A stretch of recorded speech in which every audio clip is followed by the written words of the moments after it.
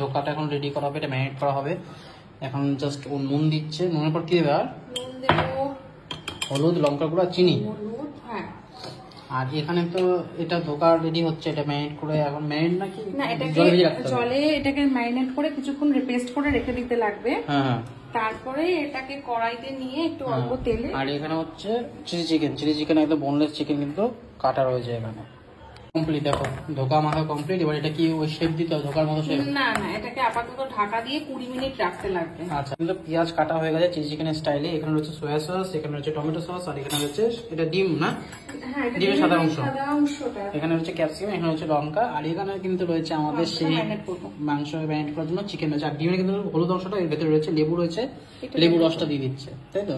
আর একটু দিতে লাগবে। এটা হলুদ নুন দিয়েছি, ডিম দিয়েছি, হলুদ নুন, আর একটুখানি ব্ল্যাক পাউডার দিয়েছি, আর আদা রসুন পেস্ট আছে, আর এর মধ্যে একটু তেল রয়েছে, আর একটু সামান্য ময়দা। সেই জন্য এত সুন্দর ফ্লেভার আসছে, আর কত থকথকে ব্যাপারটা এসেছে। যাক, এখানে তো বাকি সবকিছু কাটা রয়েছে, এবার কিন্তু প্রসেস হবে এটা ভাজা। এটার মধ্যে সাদা ডিমের অংশটা দিয়ে দাও। সাদা ডিমের অংশটা এটা?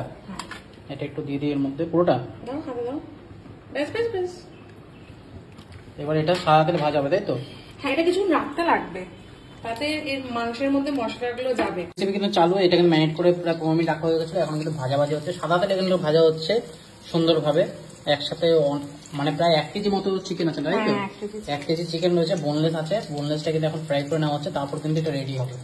আমাদের কিন্তু চিলি চিকেনগুলো ফ্রাই করা হয়ে গেছে। আমি 2 পিস উঠিয়ে নিয়েছি, 2 পিস উঠিয়েছি, কিন্তু খাবো 1 পিস টেস্ট করার জন্য। এই নিয়েছি গরমা গরম একদম। এটা কিন্তু চিলি চিকেনের চিকেন, দারুণ সফট আর দারুণ বয়েল হয়েছে, দারুণ তেল। এখন অনেক ভাজা বাকি আছে। চিলি চিকেনের পাহাড় তৈরি হয়ে গেছে, এক গাদা চিলি চিকেন। এটা মানে 2 বছর ধরে খাওয়া যাবে। যাই হোক, এখানে তেল গরম হচ্ছে। তেল গরমে কি কি দেবে? আমাদের বানানো এই সেই পেঁয়াজ রয়েছে, ক্যাপসিকাম রয়েছে, এগুলো দিতে হবে এখন। এগুলো পরপর ঠিক আছে। এখন কিন্তু দেওয়া হচ্ছে পেঁয়াজ, যেরকম চিলি চিকেন স্টাইল হয় সেরকম ভাবে পেঁয়াজটা দেওয়া হচ্ছে। এটার মধ্যে আদা রসুন আমি মিক্সিতে পেস্ট করে নিই, না তো এরকম একটুখানি চোকা চোকা হতো না। এরকম ফ্রাই হয়ে গেছে। এবার কিন্তু দিয়ে দেওয়া হবে ক্যাপসিকাম, তাই তো?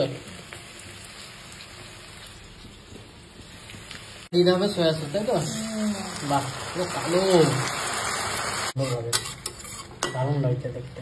আর এখানে কিন্তু রেখে দেওয়া হচ্ছে, এটা কিন্তু রাত্রে সন্ধ্যাবেলা টিফিনে খাওয়া হবে, মানে চায়ের সাথে আমরা খাবো। আর এটা হচ্ছে বাকি চিলি চিকেন। অনেক রয়েছে, অনেক। এটা তৈরি করার জন্য কিন্তু এটা আমরা দিয়ে দিলাম। এটা চিকেনে ম্যারিনেট করা ছিল, হ্যাঁ, ম্যারিনেশন করা ছিল। ওটার মধ্যে একটু জল দিয়ে দিয়েছি। এবার এটা তৈরি হবে, একটু হালকা বয়েল হলে নরম হবে। ঠিক আছে, কিন্তু আমাদের আজকে চিকেন কষা, দেখো কত সুন্দর গ্রেভি হয়েছে। হ্যাঁ, সরি, চিলি চিকেন, আমি চিকেন কষা কেন বলছি। চিলি চিকেন তৈরি হয়ে গেছে। এবার কিন্তু খাওয়ার পালা, খাওয়ার ভিডিওটাও আসবে। যাই হোক, রান্নার ভিডিও তোমাদের শেয়ার করলাম। রান্নার ভিডিও অনেকে জানতে চাইছিল, তাই জন্য আজকে শেয়ার করলাম।